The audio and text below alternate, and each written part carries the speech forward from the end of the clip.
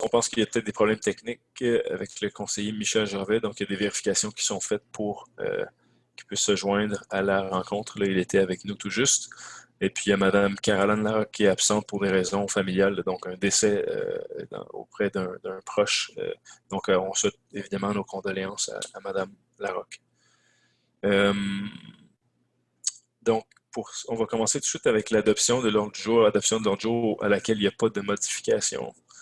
Est-ce que j'ai un proposeur pour l'adoption de l'ordre du jour? Proposé par M. Claude Giroux, appuyé de M. Richard Gervais. Questions, commentaires? Est-ce que tout le monde est d'accord? Donc, l'adoption de l'ordre du jour s'est adoptée à l'unanimité telle qu'elle était présentée. Et on va tout de suite débuter avec la période de questions. We'll start with question period. I take a moment to remind you that since the pandemic started, Mrs. Rachel Newton is no longer, we have not been providing instant translation. We will resume as soon as we are going back to in-person meetings. In the meantime, if there's anything that you do not understand on the agenda, if you'd like to ask a question in English, I'll be happy to respond in both languages. Donc, est-ce qu'il y a des questions, Evelyne? Oui, nous avons Mme Mireille Sanson. Parfait. Allez-y, Mme Sanson, bonsoir. Je vous écoute. Oui, je voulais avoir un compte rendu là, sur le plan d'action pour la mise en œuvre des recommandations de la vice-présidence à la vérification de la Commission municipale du Québec. Il y avait un plan qui avait été proposé, là, et puis ça fait 6 mois de ça maintenant. Oui. Je me demandais si, moi, ce qui m'intéresse bien gros, c'est le fait qu'il n'y a pas de... Il n'y a pas... tout ce qui concerne l'utilisation des roulottes, là, c'est pas juste là, d'appliquer le règlement seulement pour les propriétés où est-ce qu'ils font l'objet d'une plainte. Fait que je me demandais s'il y aurait quelque chose là, qui s'en vient pour ça. Oui, bien, il y a 2 choses. D'abord, oui, comme le rapport, comme c'est ce soir, il y aura dépôt du plan d'organisation de la municipalité de La Pêche. Le plan découle d'un diagnostic organisationnel qui a eu lieu en 2019 et de certains audits qui ont eu lieu, dont l'audit de la Commission municipale du Québec sur le service d'urbanisme. Puis cet audit-là, je dirais, est une des assises sur la réorganisation de la structure de la municipalité, plus particulièrement évidemment sur le service d'urbanisme. Donc, puis là, si vous portez attention aux publications, aux avis qui sont en cours, il y a un processus de dotation actuellement pour le chef du service ou la chef du service à l'urbanisme, la personne qui s'occupe de la gestion des opérations, entre autres des inspecteurs, etc. Puis, parallèlement à ça, là, pour revenir à la question que vous posiez sur les roulottes, puis je le vois vraiment comme 2 choses. Là. Il y a l'audit de la commission municipale, c'est sur le fonctionnement de l'appareil ou du service d'urbanisme. La question que vous posez, elle entrerait dans le cadre de la révision réglementaire qui découle de l'adoption du schéma d'aménagement. Fait que là, le premier exercice qui est en cours, c'est un exercice pour lequel il y a concordance du schéma d'aménagement puis des règlements d'urbanisme.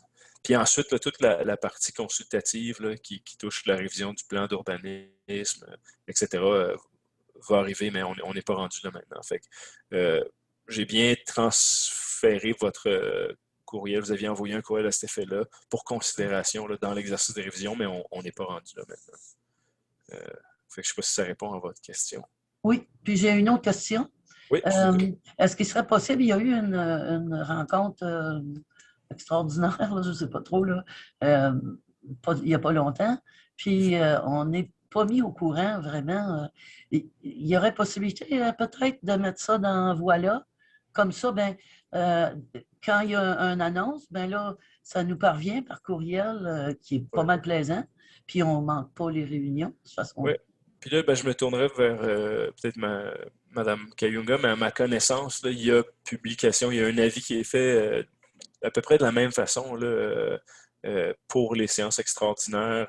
C'est des séances qui sont aussi disponibles pour qu'on lui assiste via la plateforme Zoom. Fait qu'au niveau, puis je peux demander, peut-être qu'Evelyne, si ça ne te dérange pas de nous rappeler comment les publications sont faites, mais à ma connaissance, on utilise différentes plateformes. Euh, est-ce que En général, pour les séances extraordinaires, c'est sur le site web et sur Facebook. C'est OK. sûr que pour les séances ordinaires, puisqu'on connaît les dates à l'avance, elles sont toutes déjà rentrées dans Voilà. Mais les séances extraordinaires, non, ne sont pas dans Voilà, effectivement. OK. Je pourrais Ben, considérer les rajouter lorsque le temps le permet aussi. OK. Donc, ben, merci de la suggestion, Mme Saint-Saëns. Nous, je veux dire, moi, je considère qu'on réussit le conseil quand il y a des gens qui assistent au conseil, parce que les gens s'intéressent à la chose municipale. Notre objectif, c'est qu'il y ait le plus de gens possible qui participent aux séances, qu'elles soient ordinaires ou extraordinaires. Donc, merci de votre intérêt et de votre suggestion. Merci. Monsieur Derry, vous aviez la main levée.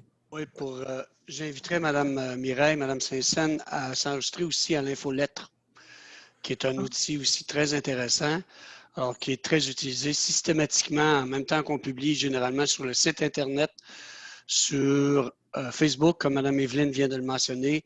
Il y a aussi un message qui s'en va sur l'infolettre. Ah, merci. Merci. Evelyne, Mme Kayunga, est-ce qu'il y a d'autres questions? Oui, et une question de M. Boyer. Bonjour, M. Boyer, je vous écoute. Là, je ne vous entends pas pour l'instant. Excusez-moi. Oui, ça va. En fait, j'aurais 2 questions et un commentaire. Vous avez pris référence tantôt. La MRC a adopté un nouveau schéma d'aménagement et de développement qui a été adopté formellement en février 2020 et qui laisse 2 ans aux municipalités pour avoir leur propre schéma d'aménagement et plan d'aménagement d'ici 2 ans. Où est-ce que vous en êtes rendu dans les travaux? Je comprends que vous êtes en réorganisation, ce qui est tout à fait logique, mais il nous reste moins d'1 an maintenant pour compléter l'ensemble des étapes, les étapes de consultation avant l'adoption par la municipalité, et il y a une obligation de consultation de la population. Je vais être très franc, à ma connaissance. Le 2 ans, là, on va faire ce qu'on peut, mais malheureusement, à cause des circonstances, tant au niveau de la pandémie qu'au niveau de la réorganisation, des processus de dotation, il est possible qu'on n'arrive pas à tout faire dans les 2 ans qui sont prescrits, mais comme dans bien d'autres cas, pour dans des éléments qui découlent je dirais, de responsabilités qui sont transférées aux municipalités, il y a des délais comme ça qui peuvent s'expliquer. Fait qu'on va faire ce qui est en notre possible pour rencontrer les objectifs, mais il est possible qu'on ne puisse pas le faire. Puis il vaut mieux favoriser une consultation, un meilleur processus de consultation que d'essayer de précipiter les choses. Puis on peut clairement demander une prolongation au ministère des Affaires municipales. Ça s'explique, ça justifie, puis je suis convaincu qu'on ne sera pas les seuls dans les circonstances. Ma deuxième question, elle est relative au fonds vert. Quand il avait été adopté, j'avais demandé s'il y avait un processus d'évaluation qui allait être mis en place. On m'avait dit éventuellement que oui. Moi, je veux savoir, est-ce qu'il y a un protocole d'évaluation d'impact en fonction des objectifs ciblés par le fonds vert qui a été développé? Est-ce qu'il y a déjà des résultats préliminaires et est-ce que le protocole est public et est-ce que les résultats sont publics?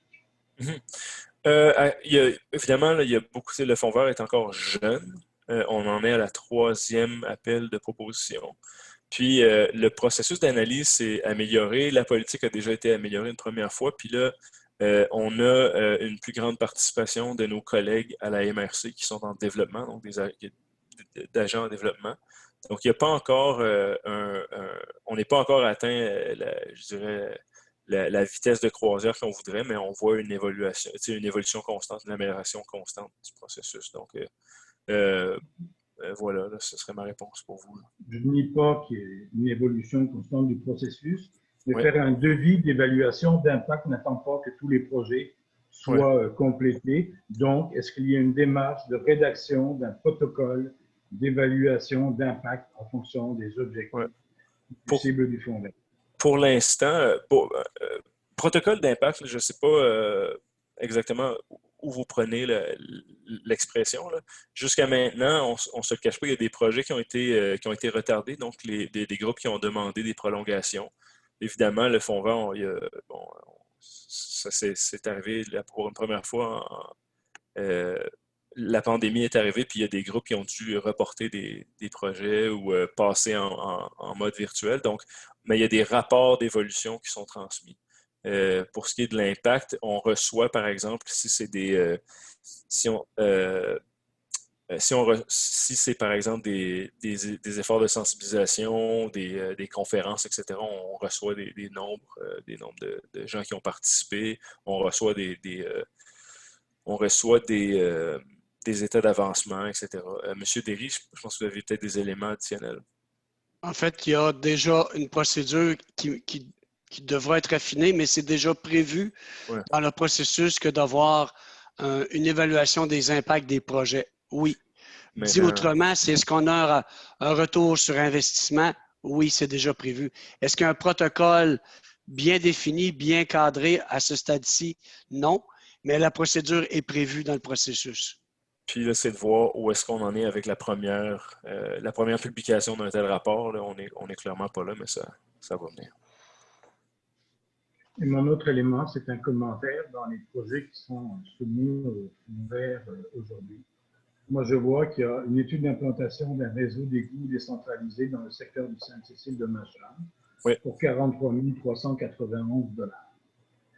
Quand on regarde la loi sur les compétences municipales, c'est clairement déjà une compétence municipale. Quand on regarde la loi vise à reconnaître que les municipalités sont des gouvernements de proximité, ça fait partie de vos responsabilités déjà. Et en fonction de ces deux lois, vous avez un pouvoir de taxation générale qui existe. Ma question est la suivante.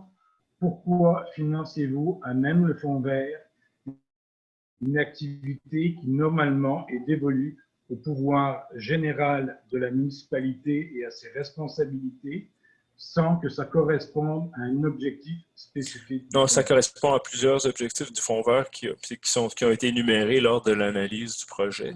Maintenant, il y a plusieurs mécanismes de financement d'un tel projet. Puis l'administration peut qualifier des projets, en fait, proposer des projets au comité d'analyse du fonds vert. Puis le comité, dans ce cas-là, est à l'aise de recommander au conseil de financer le projet via l'utilisation du fonds vert. Donc, c'est un outil de financement comme un autre. Puis, d'ailleurs, ça ne sera pas la première fois, le but de l'étude de faisabilité, c'est ensuite de qualifier le projet dans des programmes provinciaux tels que le Primo, par exemple. Donc, on va avoir une étape préliminaire qui va nous permettre d'obtenir du financement supplémentaire d'un palier supérieur du gouvernement pour financer le projet si ça va de l'avant, évidemment. Là. Puis on l'espère, puis en fait, ouais. Donc, je vois pas l'enjeu, M. Boyer. L'enjeu, c'est que vous avez déjà un pouvoir de taxation général pour faire ce genre d'activité et vous allez financer dans un fonds vert qui est avant tout un instrument de mobilisation de la communauté. C'est un choix. J'entends votre réponse. En fait, le fonds vert, c'est clair que le fonds vert peut être utilisé pour des initiatives qui sont purement municipales. Puis ça a déjà été le cas jusqu'à maintenant. Comme par exemple, on a obtenu de la Fédération canadienne des municipalités 175 000 $ pour la construction, la conception architecturale de l'hôtel de ville. Donc ça, il y a eu, je veux dire, il y a toutes sortes d'initiatives que la municipalité peut mettre de l'avant, financer avec son fonds vert pour tenter ensuite d'obtenir des sommes de la Fédération canadienne ou d'autres paliers de gouvernement. On l'utilise comme effet de levier, tant pour des projets communautaires, d'entreprises locales, d'organismes locaux que pour des initiatives qui sont purement municipales. Puis c'est à même la politique, c'est déterminé dans la politique. Est-ce que vous avez d'autres questions ou commentaires? Je n'irai pas plus loin là-dessus. Merci. Evelyne? Oui, nous avons Mme Vicky Kelly. Excuse-moi, je n'ai pas compris. Vicky Kelly. Vicky Kelly, oui. Good evening. Is it okay if I speak in English? Yes. Okay, good. I just have a quick question. This is my first meeting I'm coming to, so I apologize if I don't have the right protocol. I noticed today an agenda item was added this afternoon, 9N. Will that be a discussion? Will you be looking for input from anybody? It has to do with the Gatineau River. The item was est-ce que, monsieur, juste un instant, madame, l'item, il était au projet de, actually, no, I know that answer. So the item you're mentioning appeared on the draft of minutes that was posted last week, Thursday or Friday. It wasn't added this afternoon. I just didn't see it. Anyway, will there be a chance for us to speak about it when we get to that item, or is that just something council speaks about? I just don't know oui. how. Puis là, juste pour préciser, la question d'abord, c'était si, bon, il y a eu un ajout de l'item 9N cet après-midi, puis non, il n'y a eu aucun ajout à l'agenda depuis le dépôt du projet de procès-verbal de ce soir, qui a été déposé, qui a été rendu public la fin de semaine, jeudi ou vendredi dernier. The time to ask questions about resolutions is there are 2 question periods, one right now and one, there's a second question period following number 5 of the agenda, if I'm not mistaken. And following number 6. So you could ask questions about that at the second question period, but I suggest you ask them right now. Oh, perfect. I guess I'm just wondering, it doesn't give very much information here other than they're wanting to change regulations of motorboats on the Gatineau River between the 2 dams. And I'm just wondering if I can get some more information on what that is going to entail. Yes. And if I may, I'll respond in both, I'll respond in French. Tu peux parler en français, c'est... OK, parfait. Donc, il y a eu concertation les Amis de la Rivière-Gatineau. Il y a eu représentations qui ont été faites auprès de la MRC des Collines, puis aussi auprès des municipalités qui bordent le lit de la Rivière-Gatineau. Donc, à l'achat de la MRC des Collines, on parle de Cantley, Chelsea et La Pêche. Puis, la demande des Amis de la Rivière-Gatineau, c'est pour, je dirais, autoriser les Amis de la Rivière-Gatineau au nom de la MRC des Collines puis des municipalités constituantes à faire une demande de révision de la réglementation qui touche la navigation sur la Rivière-Gatineau. Puis, parce que selon eux, ils considèrent que clairement, là, on a pu le constater l'an dernier, il y a des enjeux de sécurité, entre autres reliés à la vitesse de certains bateaux à moteur. Puis surtout par rapport à l'utilisation accrue soit des baigneurs, des planchistes, des canots, etc.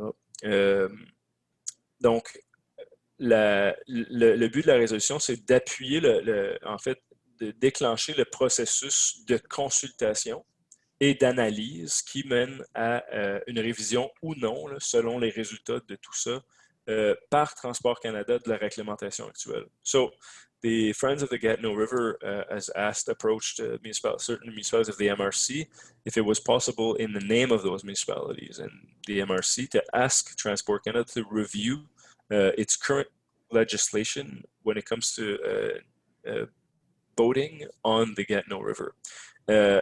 The review implies, before any review is done by Transport Canada, it implies that there has to be a very large consultation process with all stakeholders and a certain, an analysis of the conditions that would support any modification to existing legislation. And as opposed to, there was a lake where an initiative like this was considered last year where there was no current regulation. In the case of Rivière-Gatineau, there exists legislation, but FOG believes that it is time to consult all stakeholders, do an analysis of the situation in order to determine if that legislation is still correct or if it should be reviewed.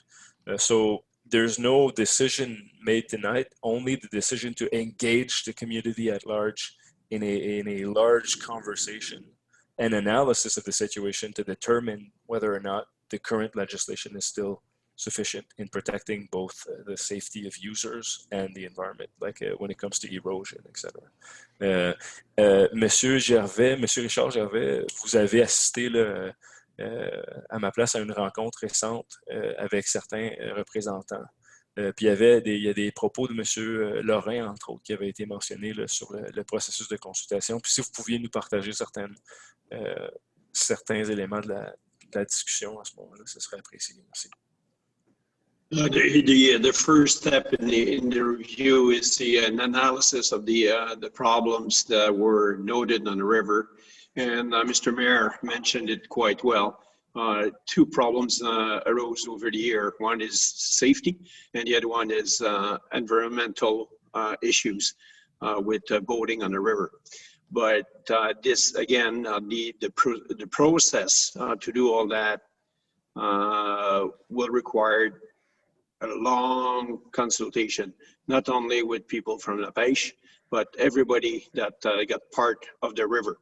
And the consultation will include not only boaters, will include boat producers, will include kayakists, canoeists, and everybody that may use the river.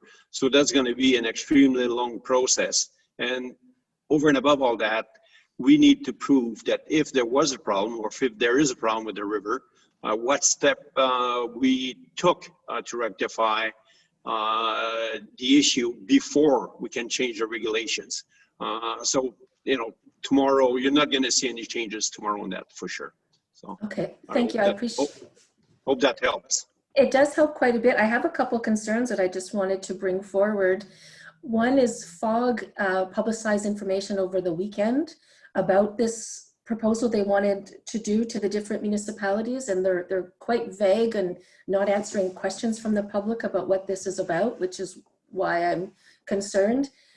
The information they provided online, they retracted after there was some negative feedback to it, but they are looking to, I mean, they're not saying this is what they want, but they are suggesting one solution could be to limit motors over 50 horsepower on the river, which I think is not, I think you're penalizing safe law-abiding boat owners there. And secondly, I understand there's safety issues. I live on the water, we kayak, we canoe, we have a pontoon boat, we do all those things. I think we have to look a little bit larger and a little bit at some of our floaters we've had in the recent years. Yes, Claude. Sorry, Claude. FOG is one element of this initiative. Was actually not FOG. Okay. It was a group, they call themselves the Concerned Grandfather Citizens. Okay. And they put this proposal together, engage with other partners. All of this to say that it's very premature to conclude that this would be prohibited or that would be prohibited. Richard alluded a while back to the Richard Gervais, to the fact that there will be a consultation, and pretty much everything is going to be thrown into that. It's going to be distilled in such a way that whatever comes out is whatever is going to come out. So right now, saying banning engines over 50 horsepower is really premature. Well, they have 5 items that they think will possibly be options, and one is banning Sea-Doos, one is charging people to so it's creating, I guess, quite a stir, and they're not really responding, which is why I wanted to talk tonight. The second concern I guess I have is you talk about a long consultation process. FOG talks about consulting between April and July and having to submit everything to they said August 1st, they're going to start doing their submission, and it has a firm deadline to Transport Canada for September 15th, and they want new regulations in place for 2022 summer. So this is a very short consultation period during a pandemic, and I'm not sure how this is going to be done virtually with not everyone having access to that. It just seems a very short consultation to me. So I'm concerned about their timelines as well. If I may, Monsieur le Maire, I would say in a nutshell that is aspirational. Yes. There are things that need to be done before August 1st to actually launch the process with Transport Canada. It doesn't mean that the entire consultation process will be limited to that time frame. Et puis, si je peux me permettre, puis on va poursuivre la conversation, on va devoir poursuivre la période des questions.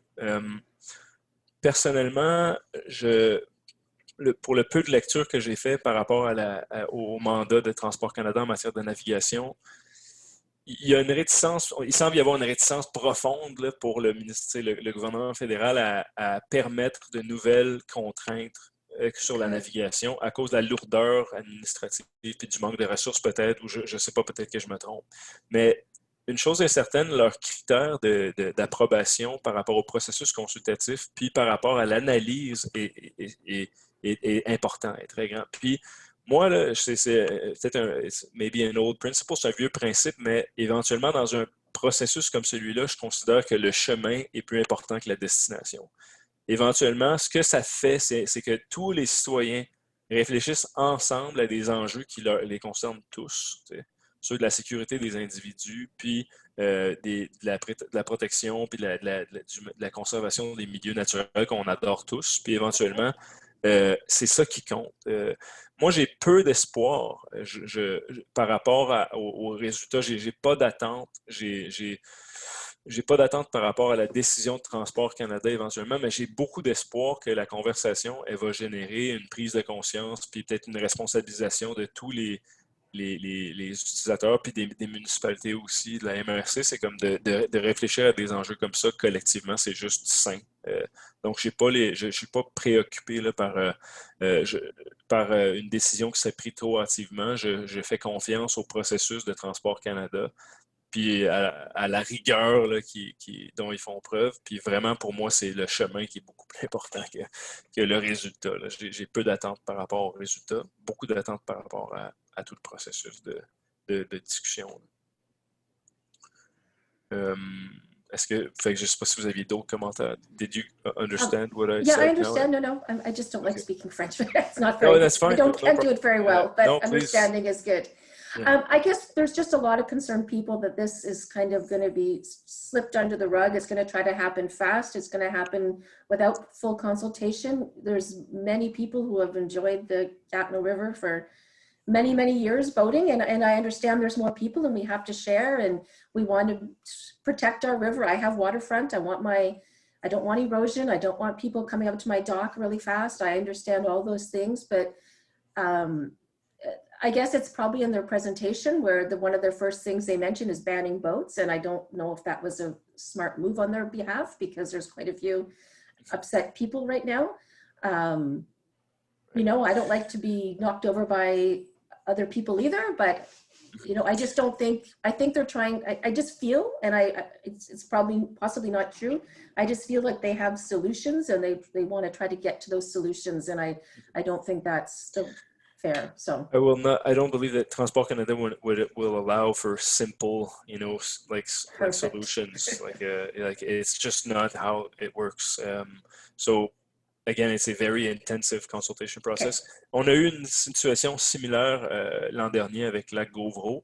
Puis éventuellement, ce que ça a fait, c'est qu'aujourd'hui, il y a des gens qui étaient à l'opposé de la conversation, qui siègent à une même table pour réfléchir ensemble aux enjeux et aux mesures qui peuvent faire en sorte qu'il y ait une meilleure cohabitation des usagers.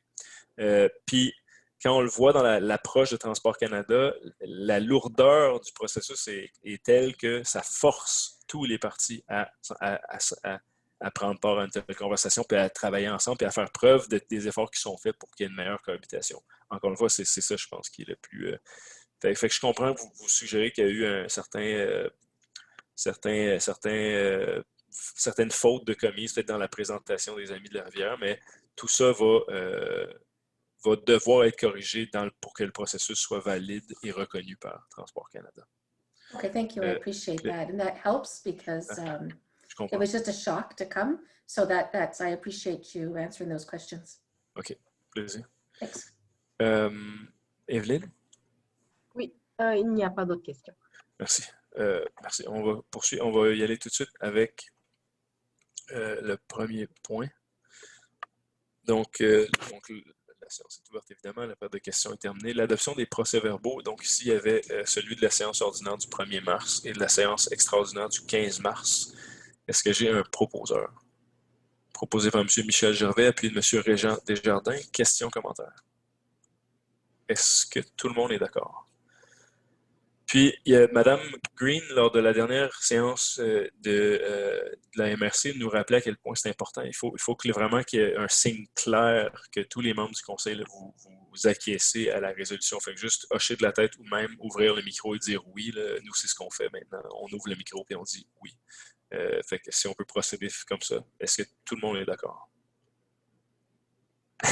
Claude dit non, mon Dieu. Okay, ça commence bien. Est-ce que oui, j'ai entendu Pam, oui. C'est bon, un pouce comme ça, c'est bon, c'est bon. Merci. Je vais revenir à la charge, là, je vous le garantis. Parce que ça pourrait mener à des enjeux plus loin en cours de route, là, apparemment. Donc, dans les documents déposés, il y a 2 documents qui s'ajoutent. Puis, M. Derry, je vais vous demander de lire précisément là, les 2 nouveaux, le titre des nouveaux documents qui sont déposés. Permettez, M. le maire, je vais le porter à l'écran. Ouais. Donc, je dois arrêter mon partage. Oui, malheureusement, je suis désolé. OK. En fait, je peux juste le lire, M. le maire, ça ne dérange pas.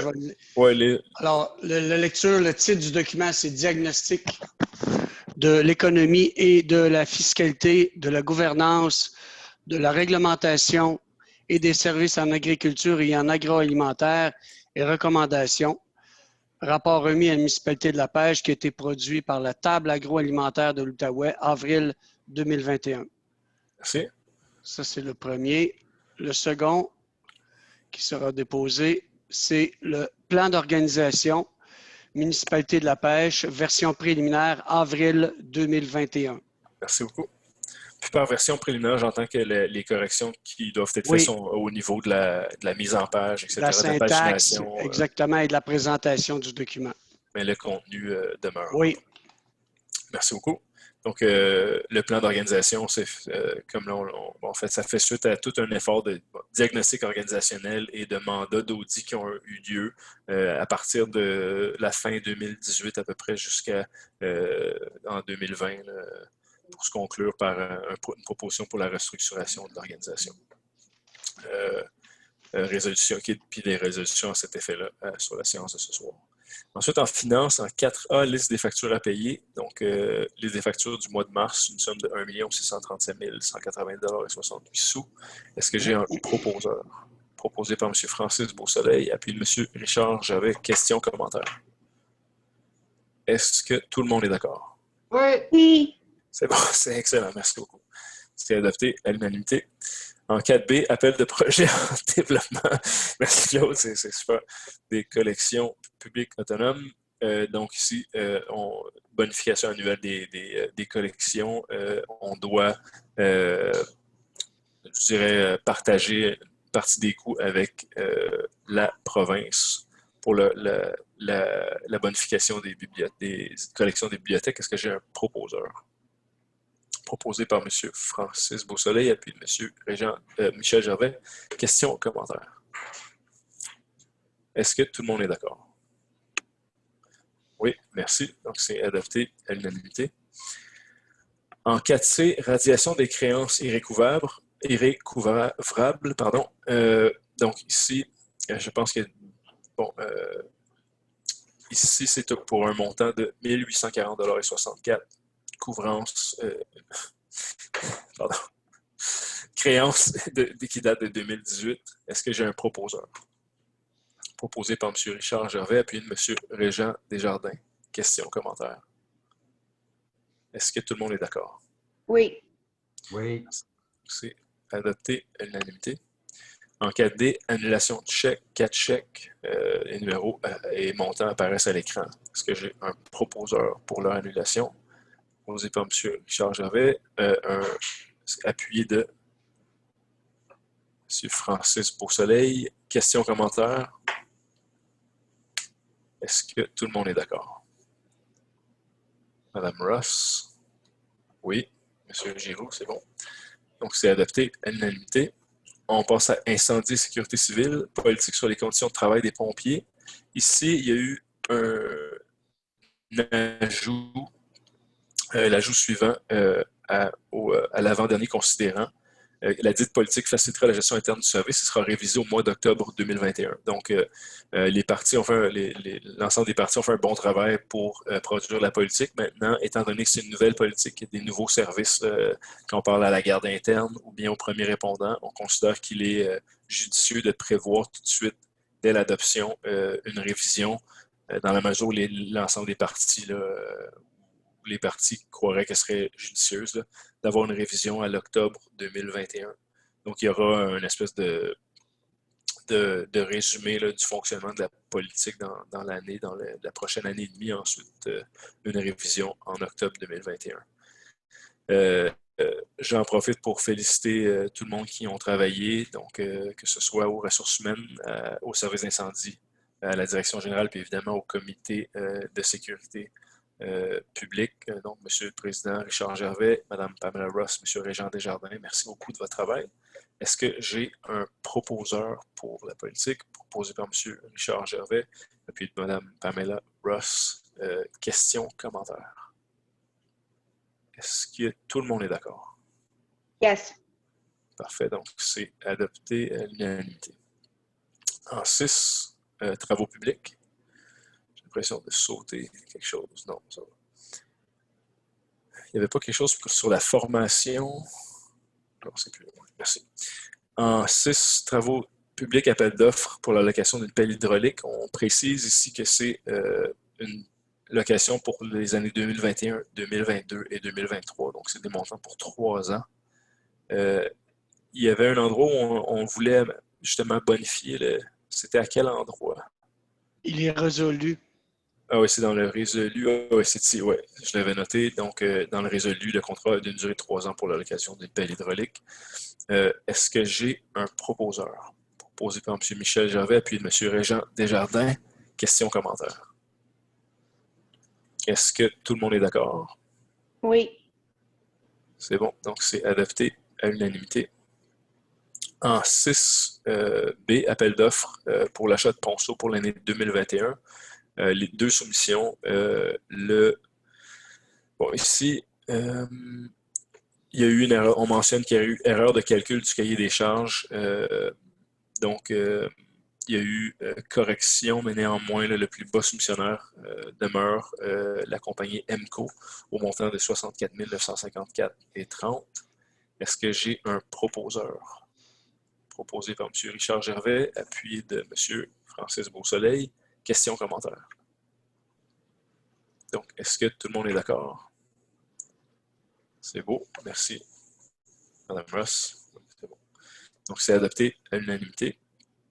En 6C, appel d'offres pour services professionnels d'ingénierie, études hydrauliques et hydrologiques, les chemins Burnside, Kennedy et Saint-Saëns, préparation de plans et devis incluant le projet Gauvreau Label, des honoraires supplémentaires. Donc ici, dans la préparation des plans et devis, le consortium formé d'Aquasfera, Conseil incorporé, de consultants FPL et incorporés. Des modifications ont eu au cahier des charges, notamment pour les critères de conception qui ont occasionné des honoraires supplémentaires.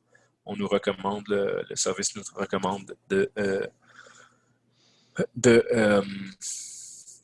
d'octroyer, d'autoriser des honoraires supplémentaires. Ici, on mentionne que si on consulte, on rappelle aux citoyens que tous les travaux qui sont prévus en 2021 sont disponibles sur le site web dans Info Travaux. Vous allez avoir accès à la résolution qui a été adoptée à la fin de l'année 2020. Et puis, les projets qui sont mentionnés là, à part le projet Burnside qui est prévu pour 2022, là, sont prévus cette année. Donc, est-ce que j'ai un proposeur? Je vois que M. Giroux propose, appuyé de M. Francis Beausoleil. Questions, commentaires? Est-ce que tout le monde est d'accord? Oui. Oui, Régent, ça va. Michel? C'est adopté à l'unanimité. En 6D, programme d'aide à la voirie locale, volet redressement et accélération, réalisation des travaux de drainage, chemin Saint-Saëns et Kennedy. Donc, comme on le voyait plus tôt, des travaux que le service des travaux publics, avec l'appui des membres de l'administration, vont tenter de qualifier au programme d'aide à la voirie locale pour obtenir du financement de la province. On sait que les programmes ont été bonifiés dans la dernière année. Est-ce que, puis on choisit d'établir la source de calcul de l'aide financière selon l'estimé détaillé du coût des travaux. Ici, il y a une modification à 2 endroits. On remplace le nom chargé de projet par le représentant de la municipalité, avec un T d'ailleurs. Puis dans ce cas-ci, c'est M. Marco Derry. Donc proposé par, je vois M. Michel Gervais, appuyé de M. Régent Desjardins. Questions, commentaires? Est-ce que tout le monde est d'accord? Donc, c'est adopté à l'unanimité. Dans le même ordre d'idée, programme d'aide à la voirie locale, volet redressement et accélération, réalisation des travaux de drainage, projet Gauvreau-Labelle. Donc, le Conseil a pris connaissance des modalités d'application au PAVL. Le projet peut se qualifier pour obtenir du financement du PAVL. Même chose, on base la source de calcul sur l'estimation détaillée des coûts des travaux. Même correction ici, on remplace chargé de projet par représentant, M. Marco Derry. Est-ce que j'ai un proposeur? Proposé par M. Francis Beausoleil, appuyé de M. Claude Giroux. Questions, commentaires? Est-ce que tout le monde est d'accord? Oui. Donc, on souhaite bonne chance, puis on espère avoir des bonnes nouvelles dans les mois qui suivront. Et puis, on conclut les 6 premiers points. On passe à la deuxième période de questions. Evelyne? Oui, nous avons une question de Mme Geneviève. OK, je vous écoute. Oui, bonjour, moi Est-ce que vous m'entendez? Oui, Geneviève. Votre nom de famille? Joannis. Bonjour, Mme Joannis, ça va bien? Oui, vous? Très bien, merci. Je vous écoute. Moi, j'ai 2 questions, comme une première qui concerne le site Internet de la municipalité. Je me demandais voir si, parce qu'il y a eu des changements au niveau du contrôle animalier et tout ça, puis quand on regarde sur le site l'information, comme avec le nouveau prestataire de service, comme elle n'est pas disponible. En tout cas, moi, je ne l'ai pas trouvé sur le site municipal. Fait que je me demandais voir si c'était pour être mis à jour ou si c'était pour être disponible dans le nouvel outil, le voilà. C'est une question très pointue. J'entends bien la question. Donc, des enjeux par rapport à l'information qui touche le nouveau service de contrôle animalier. C'est pas vraiment un enjeu, mais c'est plus enjeux le de fait communication, que l'information... Oui, mais c'est ouais. ça, c'est plus que l'information n'est pas... En tout cas, moi, je ne l'ai pas trouvé, là. J'ai peut-être regardé aux mauvaises places, mais les champs semblent libres, comme, fait qu'il n'y a pas cette information-là. Puis au printemps, bien souvent, on dirait avec la fonte des neiges, souvent, il y a des chiens qui vont partir ou ces choses-là. Fait que des fois, ça serait peut-être bien si on pourrait avoir accès à cette information-là. Merci du commentaire. Puis Mme Kayonga, je suis convaincu qu'elle a noté, là, puis qu'elle pourrait procéder à des vérifications. C'est elle, en grande partie, là, qui gère l'information sur le site Web. Puis vous aviez une deuxième question. Oui, j'avais une autre question concernant les changements comme au niveau de la structure organisationnelle. Oui. Je trouve que c'est très bien détaillé, très bien expliqué, comme les travaux, pas les travaux, mais les tableaux qu'on voit. Mais je me demandais voir les postes, comme il y a certains nouveaux postes qui sont créés, puis tout ça, est-ce que ces postes-là vont être affichés comme pour les gens à l'interne, ou si c'est pas à l'interne, mais à l'externe, ou si ça va être seulement comme des changements, parce qu'il y a de l'air d'avoir des changements de titre comme si on veut, mais est-ce que c'est seulement ça, ou si c'est des nouveaux postes les nouveaux postes créés vont être des postes qui vont être affichés au public? C'est une combinaison de tout ça. Puis là, je peux te laisser pour la mécanique, là, je peux laisser la parole à M. Derry. Puis là, j'entends quelques questions qui sont assez d'ordre général. Marco, tu peux expliquer un peu comment on procède? Très rapidement, si vous avez raison, il y a beaucoup de confirmations de gens qui sont en interne, qui sont positionnés dans des nouveaux postes. Il pourrait y avoir des affichages à l'externe pour certains postes qui, au moment où on se parle avec la résolution, sont nommés vacants. Alors, la réponse à votre question, Madame, c'est oui, il devrait y avoir des affichages de postes. Je vous invite dans ce contexte-là à voir notre site Internet. C'est toujours affiché là, mais c'est souvent aussi sur plein d'autres plateformes pour diffuser l'information le plus largement possible. Parfait. Puis, qu'est-ce qui fait comme la justification ou quand vous faites une décision, comme si on veut, puis que les postes ne sont pas la même chose du tout, de changer une personne ou ces choses-là, au lieu d'afficher à l'externe, comme est-ce que ça, c'est, comment je peux dire, est-ce qu'il y a une explication face à ça ou si c'est seulement comme au niveau de votre gestion à vous, comme? Comme qu'est-ce qui fait en sorte que vous décidez si un poste va être comme comblé à l'interne, si on veut, versus va être affiché à l'externe, parce que des fois, il peut y avoir des candidats qualifiés à l'externe aussi. Quand c'est un nouveau poste qui est créé, qui pourrait être intéressé vers ces positions-là? Ce que j'entends, là, c'est qu'il y a des processus où on a d'abord, pour certains postes, on a d'abord un processus interne. Okay. Et puis on le voit souvent là, quand au sein de l'organisation, on reçoit une communication du chef des ressources humaines qui nous parle d'un déplacement. Donc, il y a eu affichage d'un poste à l'interne qui a été comblé à l'interne. C'est selon la convention collective. Puis dans certains cas, il y a des affichages à l'externe. Puis là, je sais pas si Marco, tu as plus d'informations. Mais à ce moment-là, ces postes-là sont pas dans le sens, on ne voit pas publiquement ces affichages-là. C'est seulement qu'à l'interne, c'est ça?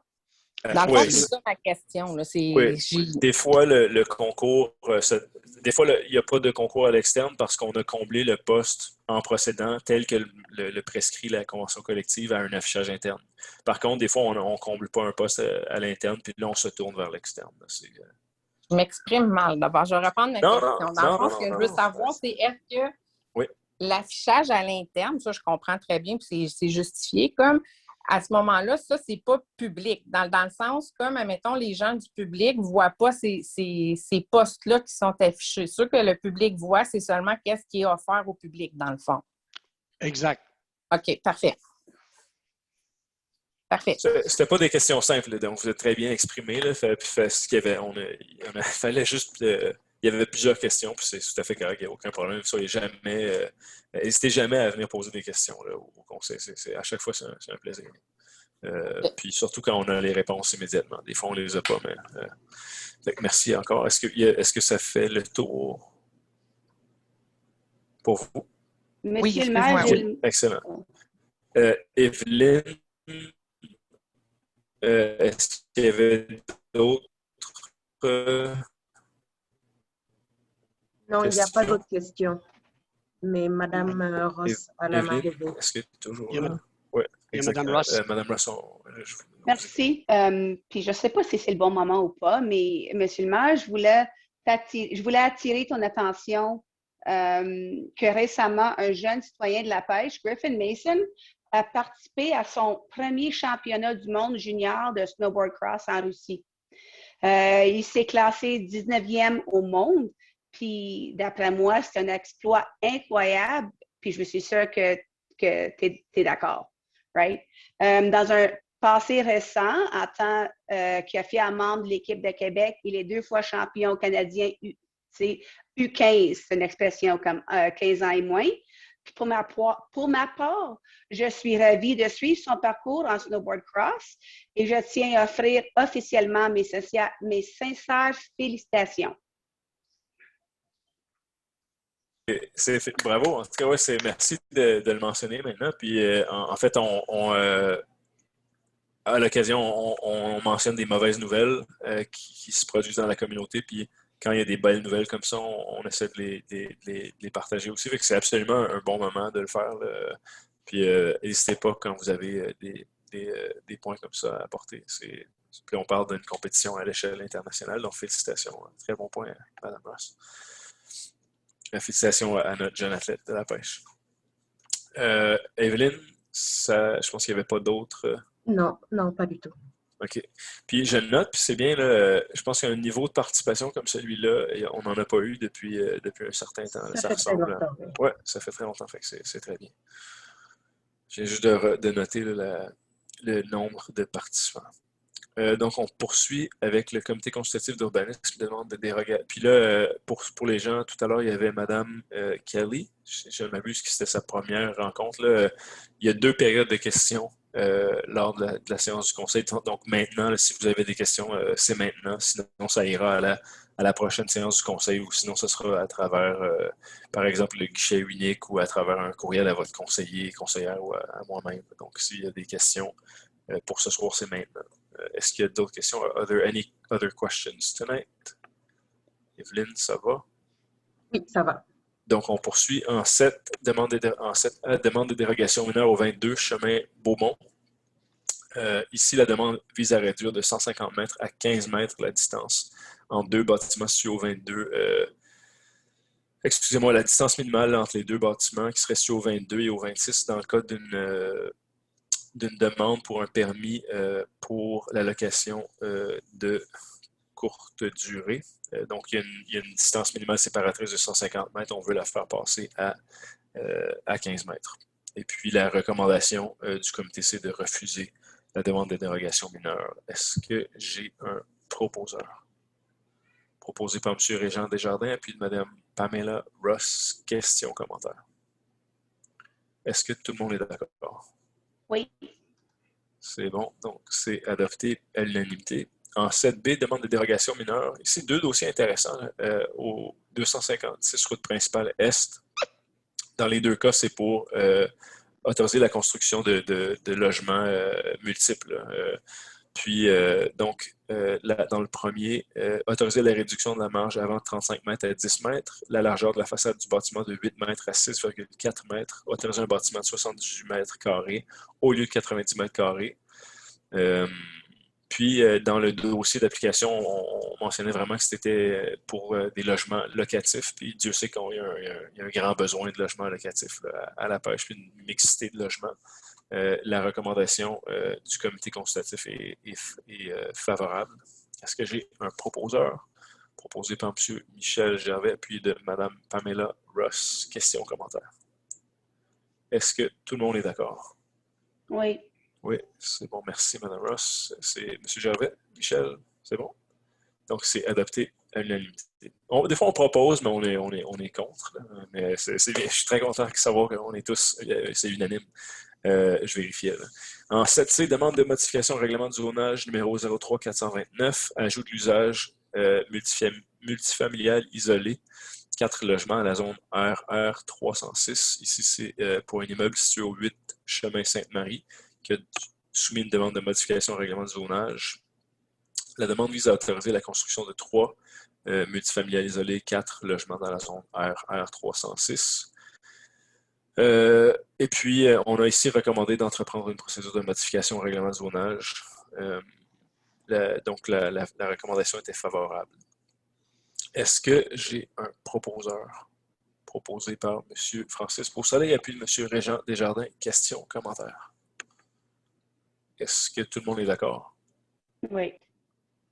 M. Gervais, ça va? C'est bon. C'est adopté à l'unanimité. Merci. En 7D, demande à la CPTAQ 542 Chemin de la Montagne. Le but de la demande, c'est de lotir une superficie de 5000 m², incluant une maison située au nord-ouest de la ferme, ce qui n'est pas contigu avec la propriété agricole et les propriétés agricoles avoisinantes. Ici, le CCU recommande d'appuyer la demande, puisqu'elle est conforme à la réglementation. Est-ce que j'ai un proposeur? Proposé par Mme Pamela Ross, appuyé de M. Richard Gervais. Question, commentaire. Est-ce que tout le monde est d'accord? C'est adopté à l'unanimité. On passe à 8, loisirs, culture et vie communautaire. En fait, non, il n'y avait pas de sujet ce mois-ci. En 9, direction générale, adoption du second projet de règlement 20817, modifiant le règlement de zonage 03429. Donc ici, il y a eu consultation publique par appel de commentaires du 5 au 19 mars. Il n'y a pas eu de commentaires là, à considérer dans le processus. Donc, on propose une adoption sans changement du second projet. Puis on se rappelle ici que l'objectif, c'était d'avoir un règlement qui est conforme aux exigences provinciales. Est-ce que j'ai un proposeur?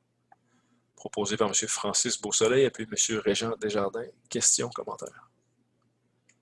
Est-ce que tout le monde est d'accord? Oui. M. Giroux, merci. Donc, c'est adopté à l'unanimité. En 9B, critères d'évaluation et de pondération pour offre de services, conception et construction de pump track. Ici, je mentionne juste un clin d'œil à nos collègues municipaux de Quintley. Je sais qu'il y a eu des bons échanges là, avec au niveau des services, des échanges de bonnes pratiques avec la municipalité de Quintley à cet effet-là dans les dernières années. Puis c'est encore un bon exemple pour ce qui est d'avoir une approche au niveau des critères d'évaluation qui est plus moderne et qui favorise une meilleure gestion en fait des projets. Ici, donc, c'est pour modifier les critères d'évaluation et de pondération pour la construction d'un pump track. On se rappelle qu'on avait eu obtention de financement pour les jeux d'eau, mais dû à des contraintes technologiques et contraintes par rapport au site et à l'évolution de la demande à l'époque, le ministère avait accepté de réorienter le financement obtenu pour la création d'un pump track qui, à l'échelle, je dirais, technique, là, était plus facilement réalisable. Donc, est-ce que j'ai un proposeur? Proposé par M. Francis Beausoleil et puis M. Régent Desjardins. Questions, commentaires? M. Beausoleil, je vous écoute. Peut-être juste mentionner, Monsieur le Président, Monsieur le maire, que c'est la première infrastructure dans le cadre du plan du Parc central pour Sainte-Cécile. Donc, c'est une première étape dans ce beau projet pour le secteur, pour la communauté et la municipalité dans son ensemble. Exactement, oui. C'est un très bon rappel. Puis d'ailleurs, je pense que tout ce qui est le plan directeur des parcs là, qui a été financé en grande partie par la Fédération canadienne des municipalités, qui lui donne une vision pour le parc central, mais aussi un plan de gestion pour l'ensemble des parcs municipaux là, et presque complet. On se rappelle aussi qu'on a appliqué sur un autre programme pour une surface multisport pour laquelle on attend des nouvelles. On espère avoir des nouvelles prochainement. Mais merci du rappel. Il y a Régent Desjardins, commentaire. Ben, j'ai un citoyen qui m'a envoyé un courriel et il me demande c'est quoi un pump track? Est-ce qu'on peut l'expliquer? Oui, bien sûr. Ben, en fait, j'inviterais. Il y avait eu un pump track, c'est un circuit qui peut être utilisé par, entre autres, le vélo, mais aussi la planche à roulettes. Puis, c'est un circuit, puis quand on regarde un peu la mécanique là, d'un pump track, éventuellement, c'est qu'un vélo, juste avec l'effet, je dirais,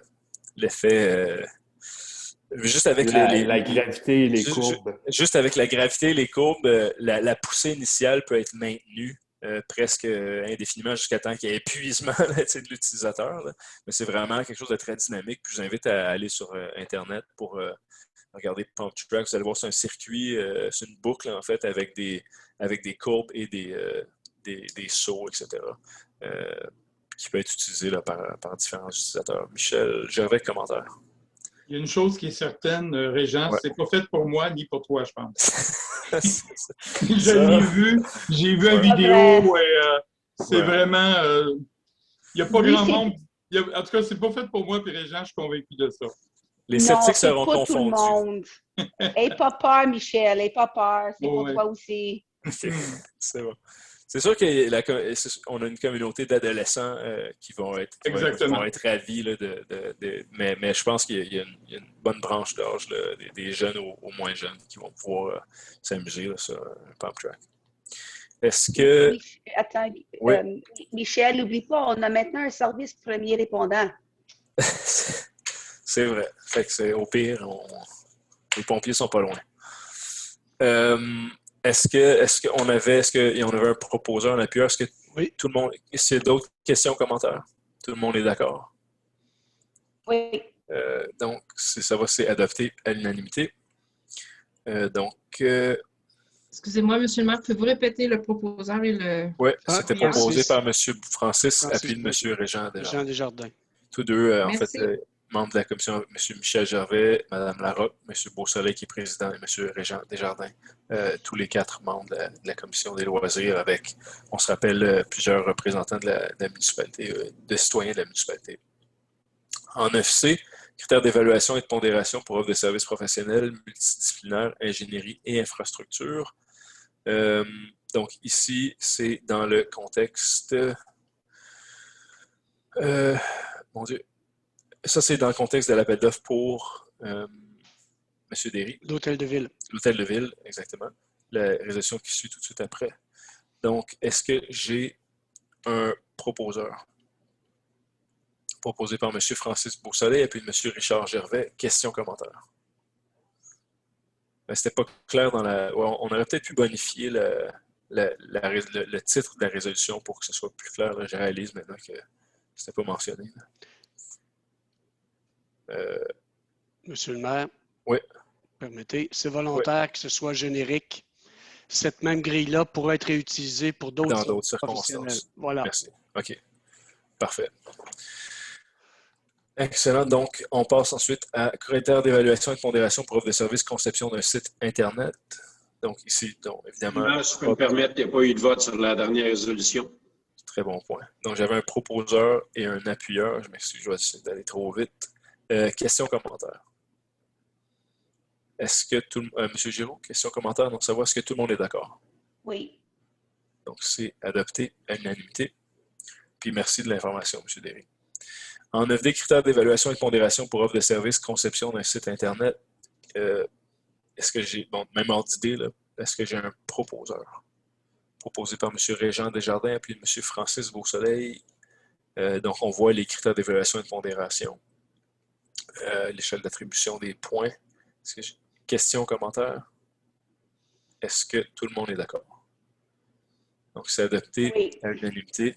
On se rappelle que le but, simplement, c'est que ce ne soit pas toujours le critère le plus bas soumissionnaire conforme qui soit considéré. Donc, il y a des aptitudes, il y a des éléments de la capacité des différents soumissionnaires qu'on peut vouloir prioriser à différents niveaux. C'est un outil qui nous permet de le faire.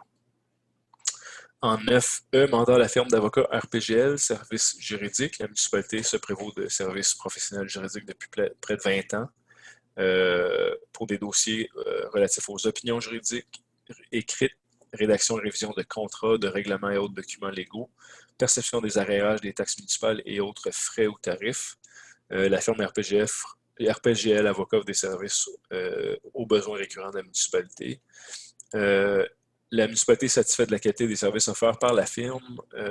Et donc, lorsque requis, la municipalité pourra bénéficier des tarifs de représentation proposés pour un terme d'1 an, soit du 1er mai 2021 au 1er juin 2022. Une somme de 8 500 $ plus taxes, représentant une banque d'heures de plus de 50 heures au taux horaire de 150 $ de l'heure plus taxes et déboursés. Les dossiers litigieux, les services reliés à la perception de taxes. Puis il y a une exception prévue au règlement sur l'adjudication de contrats pour la fourniture de services professionnels, notamment les services d'avocats, si le contrat comporte une dépense de 105 700 $ et moins. Donc ici, la recommandation, puisque c'est permis, c'est que, étant donné qu'on a un très bon service d'RPGL, qu'on poursuive notre entente avec RPGL. Est-ce que j'ai un proposeur? Proposé par M. Claude Giroux, appuyé de M. Régent Desjardins. Question, commentaire. Monsieur Gervais, Michel Gervais. Oui, monsieur le maire. Moi, c'est sûr que je vais voter contre cette résolution-là. Je sais que la loi ne nous oblige pas d'aller en appel d'offres. Oui. Par contre, en passant, monsieur le maire, ça fait plus de 20 ans qu'on a des services professionnels. Moi, je suis là depuis 1982. On avait des services professionnels aussi. On avait des services juridiques dans ce temps-là aussi.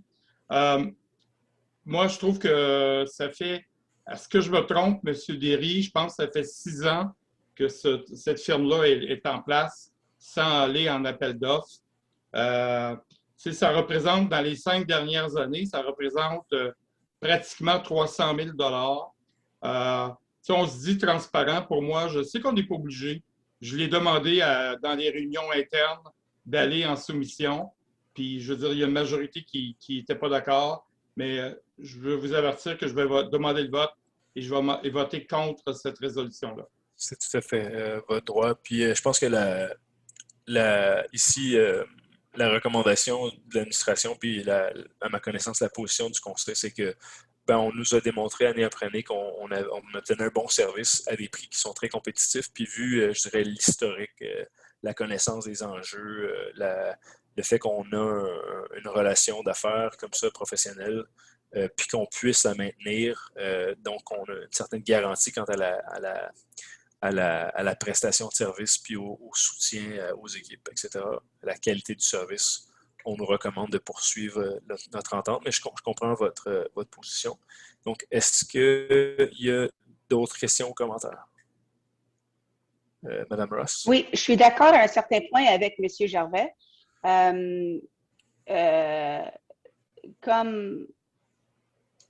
Comme partout dans la vie, c'est important ou c'est une bonne idée, je pense, de faire des révisions pour faire sûr qu'on a les meilleurs prix puis le meilleur service.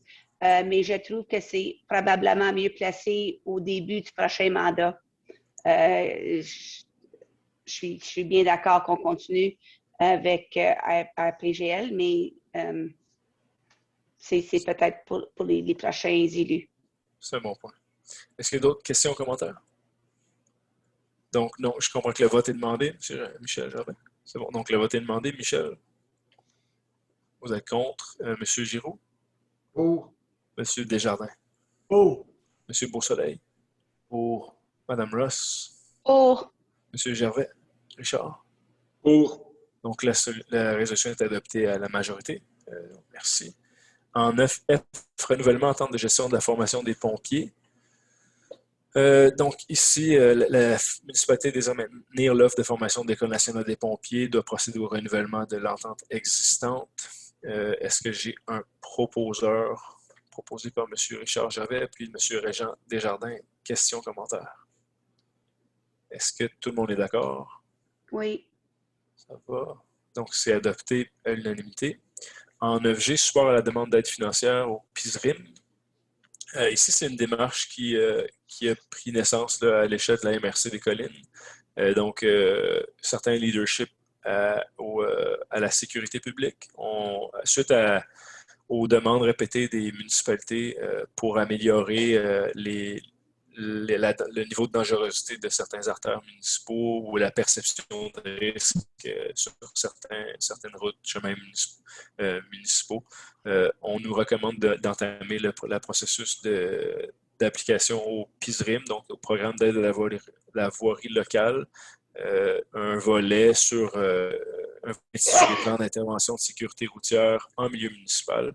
Puis c'est un processus qui est piloté par la MRC en consultation avec les municipalités, les partenaires du milieu pour identifier déterminer des plans d'action par municipalité pour l'amélioration de la sécurité des routes et chemins municipaux. Ici, ça prend une résolution du conseil. Donc, est-ce que j'ai un proposeur? Proposé par M. Richard Gervais, puis M. Claude Giroux. Questions, commentaires? Est-ce que tout le monde est d'accord? Donc, c'est adopté à l'unanimité. En 9H, Fonds local vert réservé au développement durable et à la protection de l'environnement. Premier appel à projet 2021.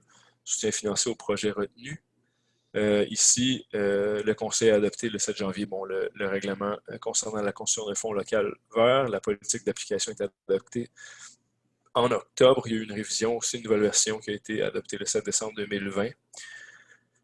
Plusieurs organismes municipaux de la pêche ont fait parvenir une demande de soutien financier dans le cadre du premier appel de projet en vertu de la politique d'application en vigueur. 9 demandes reçues ont été analysées. Et puis, les recommandations du comité sont les suivants. Donc, 7 projets retenus. Monsieur le maire? Oui. Monsieur le maire, je vais me retirer de la décision parce qu'il y a un des projets auxquels j'ai contribué à la demande de financement. Parfait. À la rédaction de la demande de financement. Voilà. Donc, puis pour être bien clair, c'est le projet La Fondation Ciel et Terre. On sait que M. Giroux travaille depuis quelques années à faire des représentations auprès d'instances régionales telles que la CCN, la MRC des Collines pour mettre sur pied éventuellement voir la création d'un parc de ciel sombre, tant au niveau réglementaire qu'au niveau de la promotion du développement économique et du développement durable. Donc, ce que j'entends, c'est que M. Giroux a contribué à la rédaction de l'appel de proposition avec la Fondation. Est-ce que j'ai un proposeur? Proposé par Mme Pamela Ross, appuyé de M. Richard Gervais. Est-ce qu'il y a des questions ou commentaires? Est-ce que tout le monde est d'accord? Oui. Oui, c'est bon. Donc, c'est adopté à l'unanimité. Puis, évidemment, là, il y a une partie du site web qui est destinée qui est dédiée au fond vert. Puis vous pouvez voir les anciennes, les résultats des appels de projet, des 2 appels de projet précédents. Puis éventuellement, là, il pourrait y avoir rapport qui sera déposé par rapport aux projets qui ont été complétés jusqu'à maintenant. En 9I, modification contrat, travaux d'éneigement et de déglaçage municipal, secteur 3. Bon, ici, on se rappelle de tous les enjeux qui ont survenu suite à l'appel d'offres pour le déneigement. On se rappelle qu'il y avait eu des modifications à la loi sur l'octroi des contrats qui touchent le milieu public municipal. Puis, il s'avère que le contrat qui a été donné pour le secteur 3, donc pour les services de M. Bruce Deepenveen pour les saisons hivernales 2020-21, 2021-22 et 2022-23, avec 2 années d'option, l'autorité des marchés publics nous oblige, à défaut de quoi on devrait annuler le contrat, à confirmer que les années d'option ne seront pas utilisées pour le contrat. Sinon, le contrat se verrait nul, se verrait annulé, puis il aurait même forcé, lorsqu'on a appris la chose à l'automne dernier, de retourner en appel d'offres tout de suite avant la saison hivernale. Fait qu'on a, suite à des conversations avec l'autorité des marchés publics, on s'est entendu sur une marche à suivre, puis la recommandation, c'est d'adopter une résolution là, qui précise qu'il n'aura pas reconduction pour les années d'option 4 et 5. Est-ce que j'ai un proposeur? Proposé par M. Claude Giroux, appuyé de M. Richard Gervais. Questions, commentaires? Est-ce que tout le monde est d'accord? Oui. Donc, c'est adopté à l'unanimité. Puis encore une fois, c'est pas de bonté de cœur. C'est vraiment... ça vient un peu... oui, ça va venir peut-être compliquer les choses. On va voir là, dans la prochaine année ou dans les prochaines années comment on va pouvoir... je dirais, coordonner la révision des prochains contrats, puis le renouvellement de celui-là. En 9J, renouvellement contrat d'entretien mécanique du complexe sportif La Pêche. Ici, des bonnes nouvelles. Renouvellement avec la firme Simco, concepteur du complexe sportif, mais avec des révisions de l'ordre de 50% des coûts de moins, en fait, comparativement au coût du contrat précédent. C'est un bon travail qui a été fait par l'administration. Merci, M. Gauvreau et M. Derry, tout le monde qui ont travaillé. Est-ce que j'ai un proposeur? Proposé par M. Michel Gervais, appuyé de M. Régent Desjardins. Questions, commentaires? Est-ce que tout le monde est d'accord? Oui. Donc, c'est adopté à l'unanimité. En 9 cas, appel d'offres public, projet 5, 3, etc. Services professionnels, multidisciplinaires, ingénierie, infrastructure, construction d'un hôtel de ville. Considérant qu'un appel d'offres public a été publié en janvier 2021 sur le SEAO pour des offres de services professionnels pour la construction d'un hôtel de ville, la municipalité a reçu les soumissions suivantes, donc 3 soumissions conformes, une soumission non conforme de Rossmann. Les 3 soumissionnaires ont obtenu un pointage intérimaire d'au moins 70. En conséquence, l'enveloppe contenant l'offre de prix a été ouverte. Les prix totaux reçus et pointages donnés sont les suivants. Donc, Affleck de la Riva, 627 500. BGLA incorporé, 510 079 $. L'eau interdif, 494 518 $. Vous voyez les pointages. La soumission a obtenu le meilleur pointage et la compagnie BGLA incorporée pour la somme de 510 079 $. Donc, la proposition est d'octroyer le contrat à BGLA. On se rappelle ici que la conception, le rôle de la firme sera de concevoir l'hôtel de ville, mais de suivre tout le projet de construction jusqu'à son approbation finale, 1 an après la fin des travaux. Un projet qui financera même le règlement d'emprunt 20-804. Quelques mentions là, avant de aller plus loin. On se rappelle qu'on a obtenu de la Fédération canadienne des municipalités une somme de 175 000 $ pour l'étape sur laquelle on s'apprête à franchir un pas. Donc, pour la conception. Donc, du 510 079 $, 175 000 $ provient de la Fédération canadienne des municipalités. Puis quand on regarde les prévisions et le marché, on est somme toute assez agréablement surpris des résultats qui sont conformes là, au marché même inférieur aux prévisions qui avaient été faites au moment de la planification triennale des mobilisations à l'échelle de la municipalité. Donc, est-ce que j'ai un proposeur? C'est proposé par M. Claude Giroux, puis M. Richard Gervais. Questions, commentaires. M. Michel Gervais. C'est sûr que, M. le maire, on a discuté tantôt. Moi, j'ai beaucoup de réserves. C'est sûr qu'on avait prévu aux alentours de 600 quelques mille pour cet exercice-là. Sur un budget, là, tantôt qu'on parlait d'un règlement d'emprunt de 25 ans de 6 174 000. C'est ça, M. Derry, les montants que... C'est deux, oui, effectivement, les montants que... Le total? Au plan triennal, vous avez 785 000, j'arrondis, là, pour 2021 et 6 174 000 prévus en 2022, qui est prévu un règlement d'emprunt à l'ensemble. Un règlement d'emprunt total à ce stade-ci qui est 610 285. C'est dans les deux cas sur 25. Pardon. Emprunt à l'ensemble, subvention de 175 000. L'hôtel de ville est prévu sur un autre règlement d'emprunt. Okay. Moi, les réserves que j'ai, premièrement, c'est la première fois, je ne suis pas un professionnel dans le domaine, là, mais comme j'ai siégé au scolaire, c'est la première fois, habituellement, ils nous font une présentation. Les architectes, ils nous font une présentation comme quel genre d'école ou quel genre d'infrastructure qu'on veut avoir. Puis après ça, on fait le choix. Puis il y a les prix à côté. Là, on donne le nom à BGLA. Moi, je ne les connais pas, sûrement qu'ils sont très professionnels. Vous me dites que c'est une firme de Montréal, c'est ça?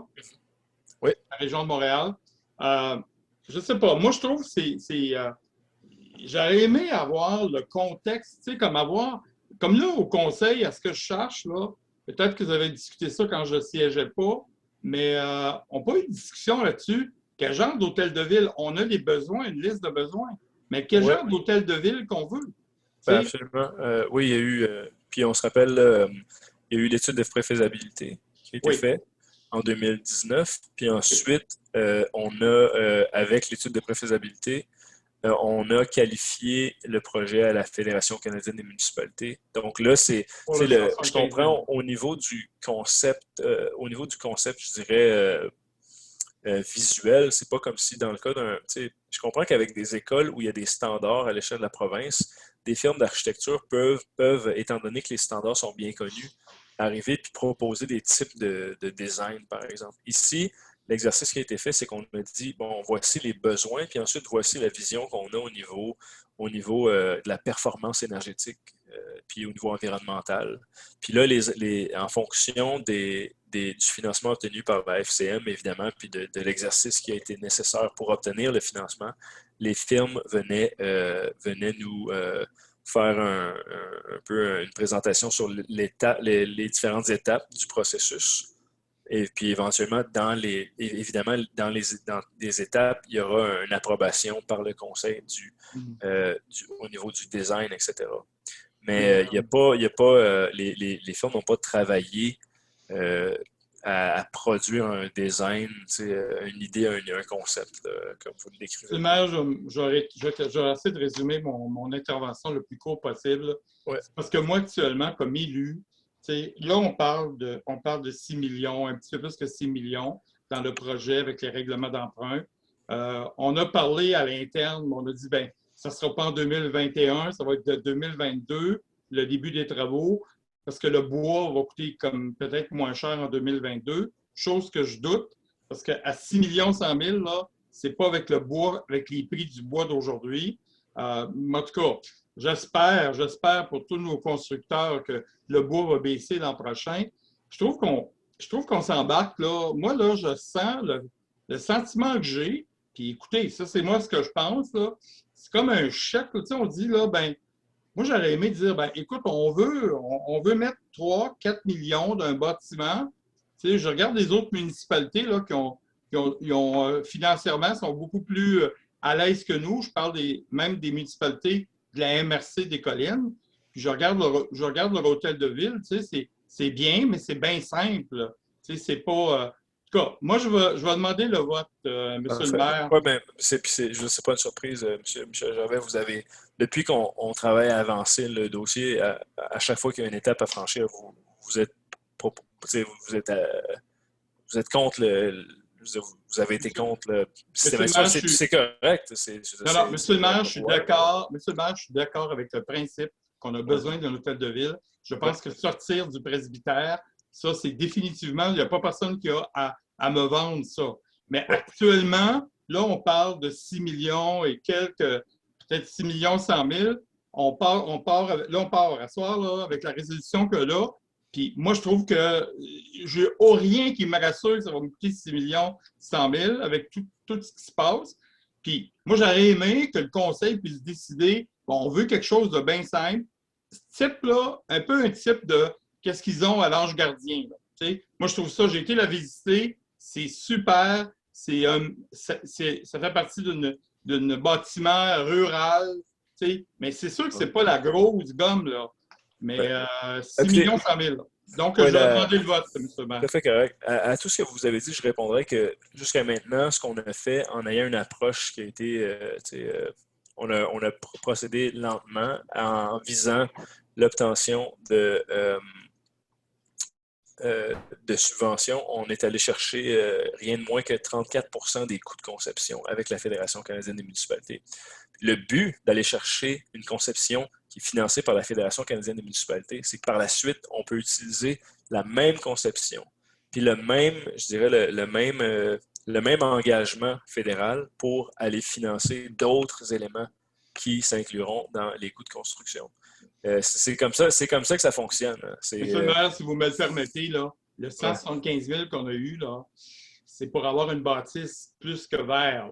Oui, exactement. C'est pour avoir une bâtisse. Vert. Mais ça, là, moi, d'après moi, là, pas moi, parce que moi, je ne connais pas grand-chose là-dedans, mais d'après les informations que j'ai eues, on parle juste ça, on parle de plus d'1 million que ça va coûter juste pour... Tu sais, la subvention, c'est beau, 175 000, là.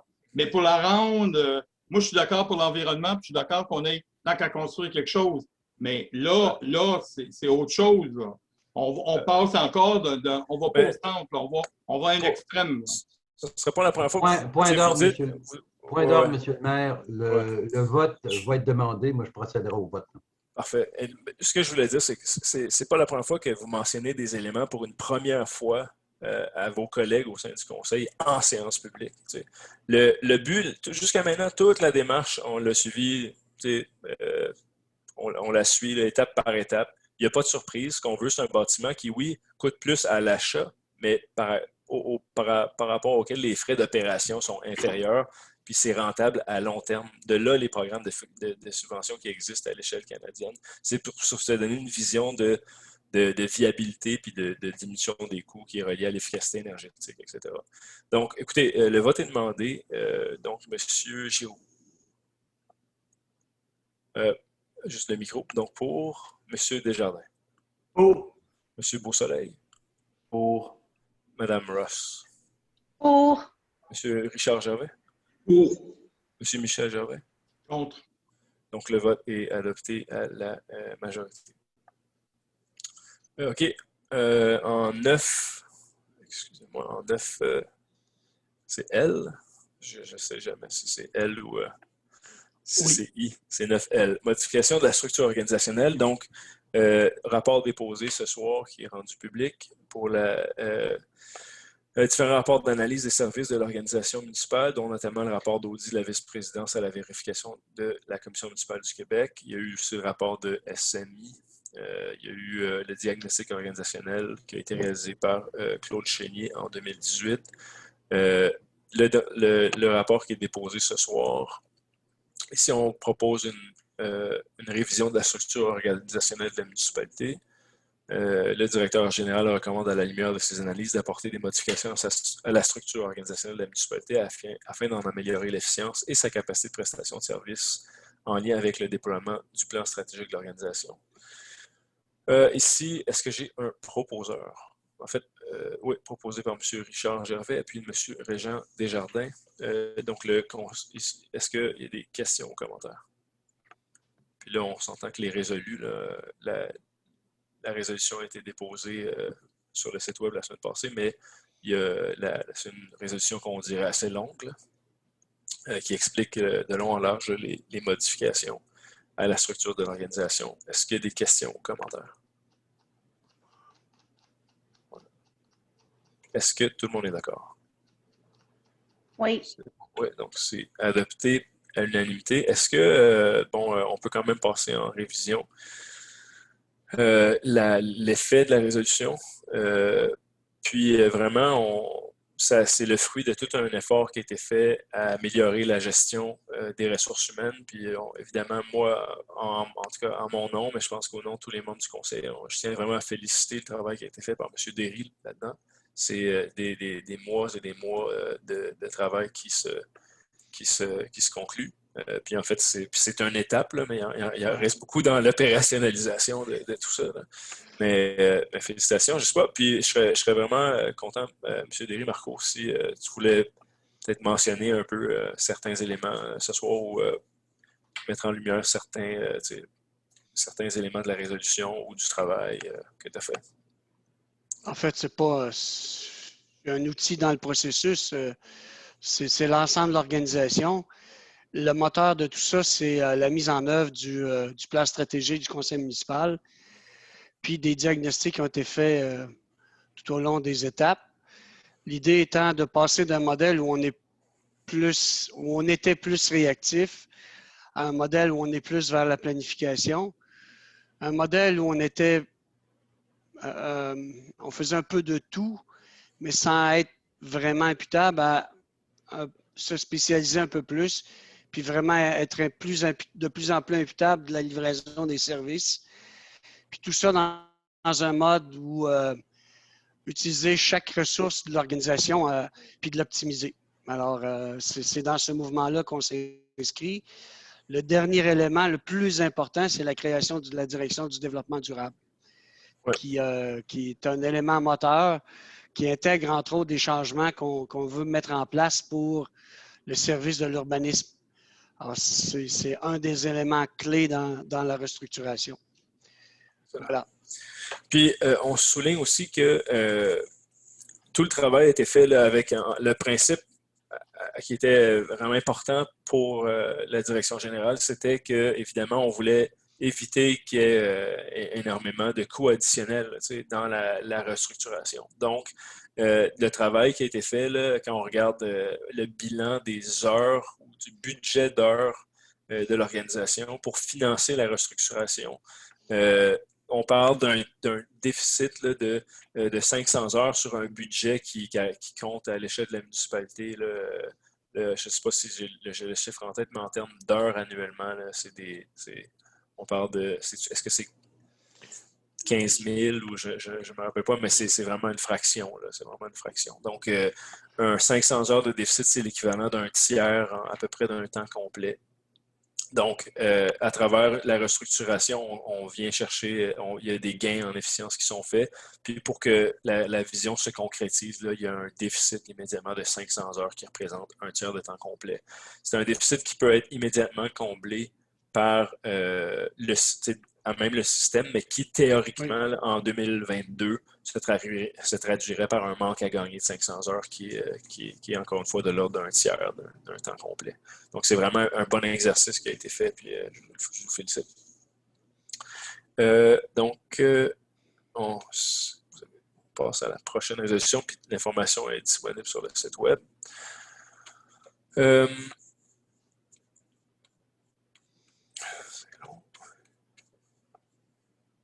En ressources humaines, abolition et création de postes au service des travaux publics, donc une information qui n'était pas disponible la semaine dernière, mais je vais juste...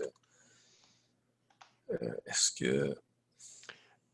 que vous voulez que je partage? Oh, vous devrez arrêter, M. le maire. OK. Est-ce que vous voyez mon écran maintenant? Non. Non, OK. Vous voyez pas... vous voyez toujours le PV? Ou? Oui. On voit toujours le PV. OK, je vais... ouais, vous pouvez partager, M. Derry? OK. Alors, je vais faire ça vite, si vous me le permettez.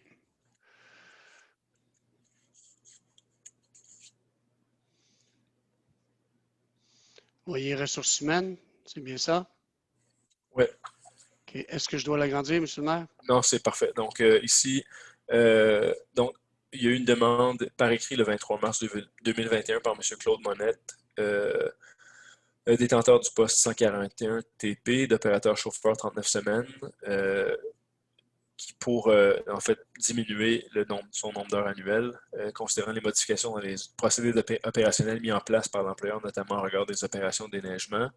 Les ressources en main-d'œuvre sont maintenant requises de façon plus intensive pendant la saison estivale, considérant l'article 4.01 de la Convention collective, à l'effet que le syndicat reconnaît le droit de l'employeur à l'exercice de ses fonctions de direction, d'administration et de gestion de façon compatible avec les dispositions de la présente Convention collective, considérant l'article 21.01, à l'effet que l'employeur s'engage à maintenir en vigueur le même nombre de postes au moment de la signature de la présente Convention. Donc ici, on propose une abolition d'un poste d'opérateur chauffeur 39 semaines pour être remplacé par un opérateur chauffeur saisonnier de 26 semaines. Puis on nomme à sa demande, dans le fond, M. Claude Monette au poste en question. Est-ce que j'ai un proposeur? Puis vous pouvez arrêter le partage. Donc proposé par M. Michel Gervais, appuyé de M. Francis Beausoleil. Questions, commentaires? Juste un commentaire, M. le maire, si vous... Oui. C'est vraiment sa demande à lui là, de passer... on a la lettre qui confirme. Là. Exactement. On a une lettre là, à même le dossier là, qui confirme la décision de l'opérateur en question. Merci. Plaisir. Est-ce qu'il y a d'autres questions, commentaires? Est-ce que tout le monde est d'accord? Oui. C'est bon. Donc, c'est adopté à l'unanimité. Puis là, je repartage. Est-ce que vous voyez bien? On est retourné où on était, c'est bon? Oui. Donc ici, demande à Transport Canada concernant les embarcations à moteur sur la rivière Gatineau. Ici, là, je vais juste... j'apprenais que ce soir, Chelsea adoptait la même résolution, ou du moins c'était à l'ordre du jour de la séance à Chelsea aussi. Et puis, il y aurait eu retrait des deux premiers considérants. Je ne vois pas si c'est juste pour votre mention. Là. Et puis,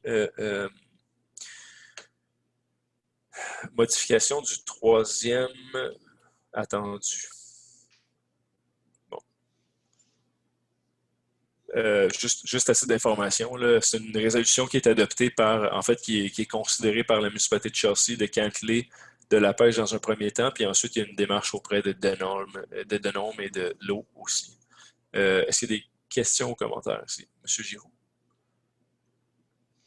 Pour le proposer, parfait. Donc, proposer une résolution dont on a parlé en période de questions là, pour, dans le fond, demander à Transport Canada de réviser le règlement sur les embarcations à moteur sur la rivière Gatineau entre le barrage Pogan à l'eau et le barrage des Rapides Farmer à Chelsea. On se rappelle que ça implique un grand processus de consultation de tous les acteurs, consultation que les amis de la rivière Gatineau croient nécessaire. Est-ce qu'on peut appuyer unanimement, s'il vous plaît? Oui, bien sûr. Donc, proposé par M. Claude Giroux, appuyé unanimement. Donc, ce conseil, en partenariat avec les amis de la rivière Gatineau, demande à Transport Canada de modifier ou de réviser la réglementation concernant les embarcations moteurs sur la rivière Gatineau.